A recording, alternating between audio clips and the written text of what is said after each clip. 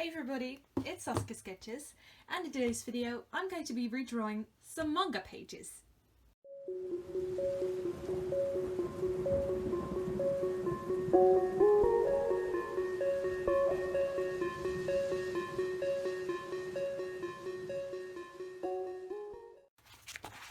Alright, so the pages I'll be redrawing are this one,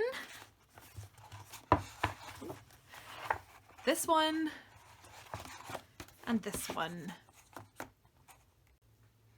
I will be sketching these pages out traditionally, and I'll be inking them digitally. So, yeah. I've been wanting to make manga for a while, but I've never really gotten into it because I've always been afraid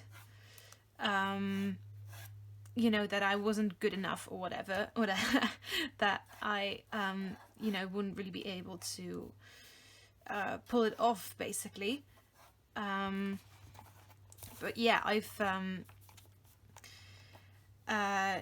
planned out a couple of comics or mangas, or like manga. It's not manga, isn't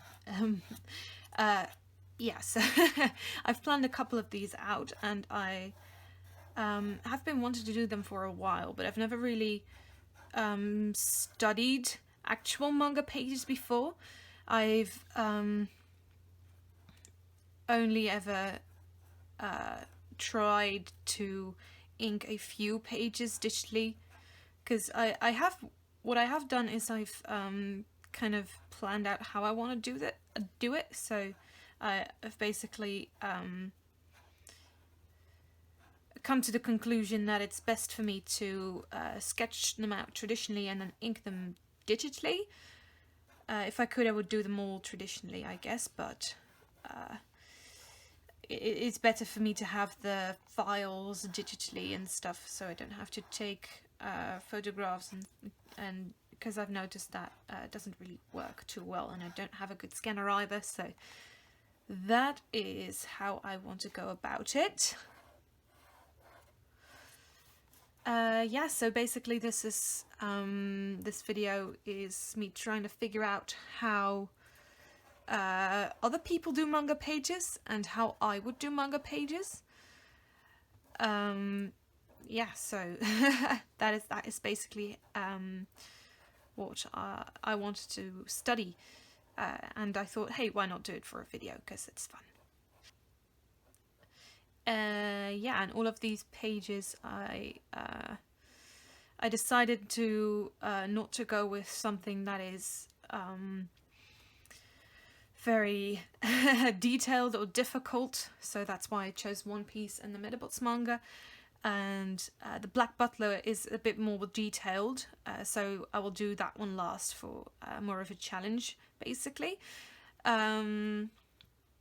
Yeah, because yeah, I wanted to study different artists, different styles, and you know, how I would be doing it if I had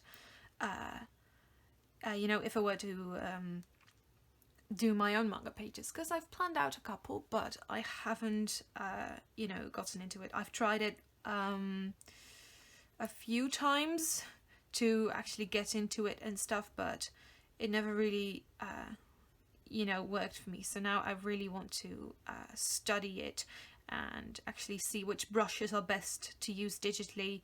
So yeah, I'll be studying and learning today, which I think is very key part of art in general, and definitely if you want to try something you've never done before.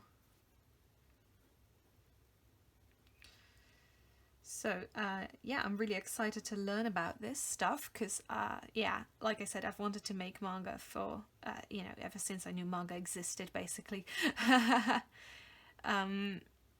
I am a storyteller, and I love to tell stories, and I love to draw, as you all know. So I would really like to be able to do comics and manga and stuff, because I love manga, I love comics, and I would really like to be able to do those kinds of things, because I have a few story ideas. I have 3 manga ideas that I really want to do, but first need to get a bit more skilled, so that's why I start off practicing this kind of stuff. And I want to make my line art look nice and cool and dynamic, because my digital line art is most of the time is a bit, you know, anime-like, so very non-varying line quality, and just you know, something that's very stiff basically, but very anime, so very thin lines, and yeah, that kind of stuff. So what I want to practice is making cool line art that can stand on its own, basically. Because anime line art is cool and stuff when you're making anime screenshots, fake anime screenshots, those kind of stuff, those kind of things. But when that is not what you're going for, when you're going for something more dynamic and manga-esque, it's going to have to look a bit different. So that's why I'm really going to be studying today. I really want to get closer to the thing and just put my head above it so I can see the details, but you can't do that in a YouTube video. Come on. I'll be able to do that when I do the inking. So, oh dear, that's horrible. Oh, I love Eiichiro Oda's expressions, because he's of course known for all these wacky character expressions, and I'm here for it. I love it. How he does that. His artwork is so dynamic.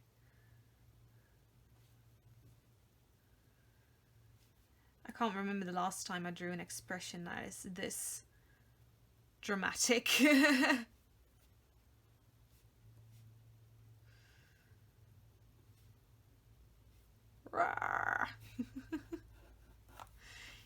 Like when you can almost like hear a drawing, that's when it's, you know, that's how you know it's good.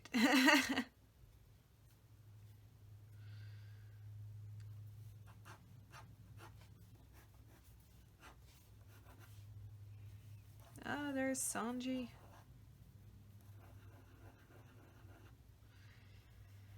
Sanji. I used to really love watching One Piece.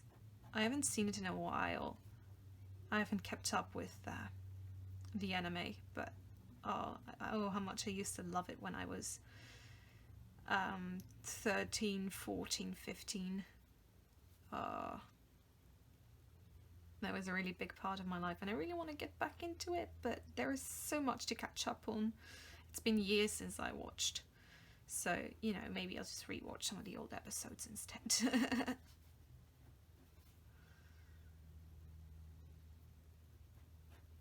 Sanji was always one of my favourites. I really liked him. Oh, he's fun to draw. He's got nice hair. Oh, and his eyebrow. I totally forgot about that.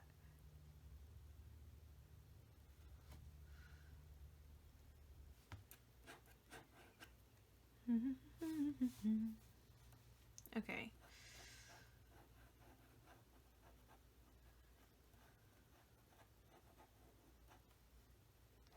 They go so much into one manga page. Because normally you basically, you know, my manga, the pages that I've sketched out are have much less panels in them. I just have not that many, and you know, I think that's fine. It's a stylistic choice. But because I like to draw a bit larger, on a bit of a, you know, so you can actually see my artwork and make it a bit more detailed. And of course I know that manga pages are usually drawn larger than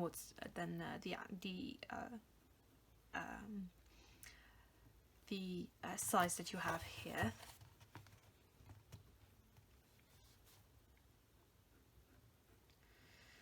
But I still like to, you know, not have this much detail on the page, because I feel like it gets lost. Because if you look here, there's a lot of detail in the chef's outfits and stuff. And I just feel like this size doesn't really do that justice, if that makes any sense.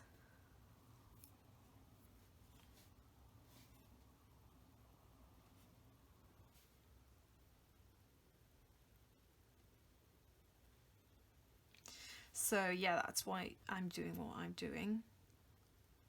That's why I plan my pages out a bit larger with less panels.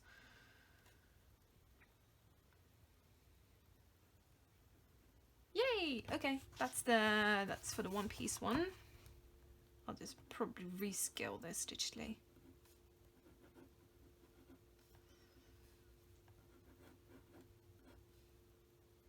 Yeah. All right. I'll just skip through these next ones a bit quicker.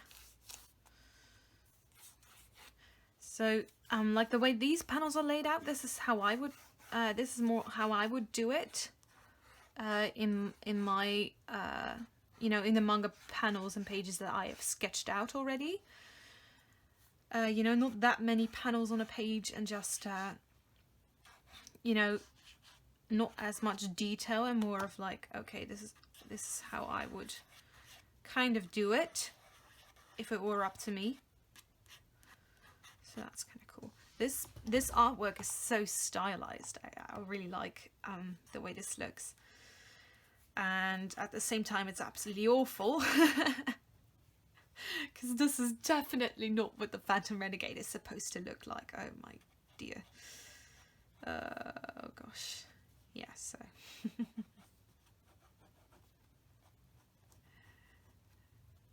Because I don't know whether I should love this manga or whether I should hate it, because it's great and it's awful and it's in its own ways, if that makes any sense. I mean, you kind of got to like watch Metabots to really understand what I mean. But you know, it's so different from other manga too. Like, it's very you know, the style is so different, because in the other manga you saw, the One Piece one, you'll have seen that the you know, the lines especially, those are very, very different here, because those were very much very thin and very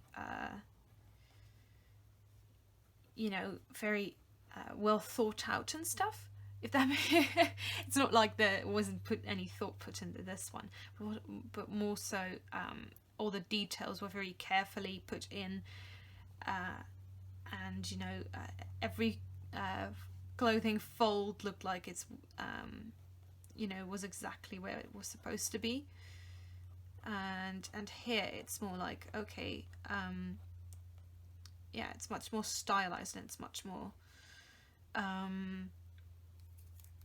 the lines are much thicker. It's not as realistic looking.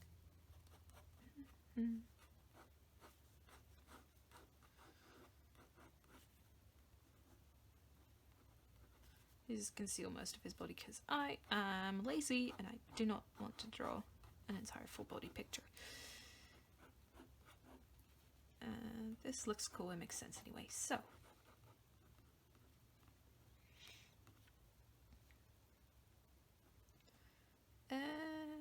Like that, I guess.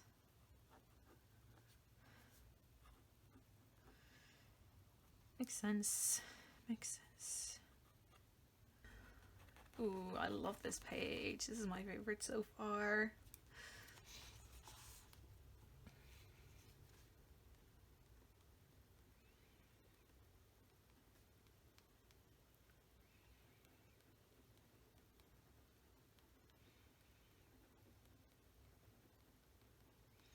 It's the Phantom Renegade!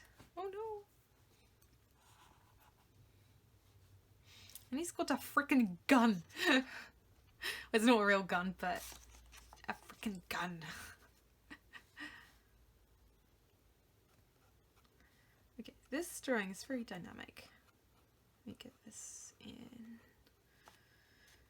It's because of the cape. When characters have capes, and because of these lines in the backgrounds, when characters have capes, you can really make them, you know, look very dynamic, because the capes can go swoosh when whenever the character is moving. So it's gonna look cool and like it's moving.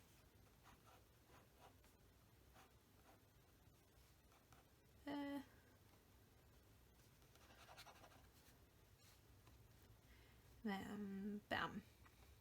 Over top of the head hat, apparently. Bam. Exclamation point.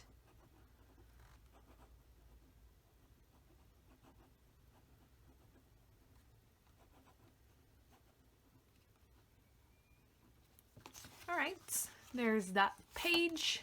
Here's my sketch, that's the original page. And now all that's left is the Black Butler page.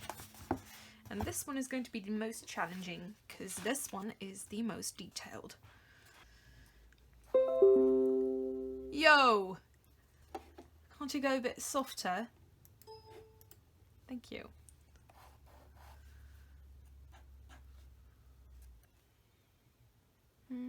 I've always really liked CL because of the way he's drawn. Because the proportions in his face are a lot different than what I would usually do. So he's a really, really large eye compared to, you know, the rest of him or his face. And that is mostly because he's still a child, of course, but yeah, and there is a lot of detail in the Black Butler eyes. I remember that too from the anime.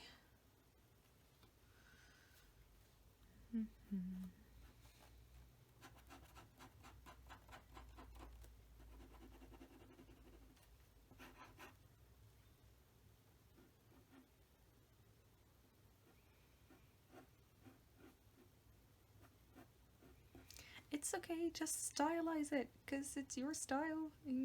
This is not how I would draw hair, so this is not how you're going to draw the hair. Take that. Oh dear.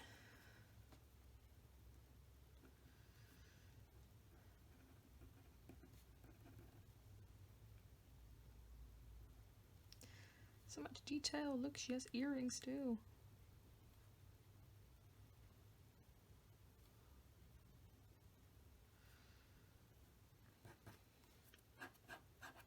I mean, Black Butler is a masterpiece. Every single panel is. It's one of my favorites. I really love it.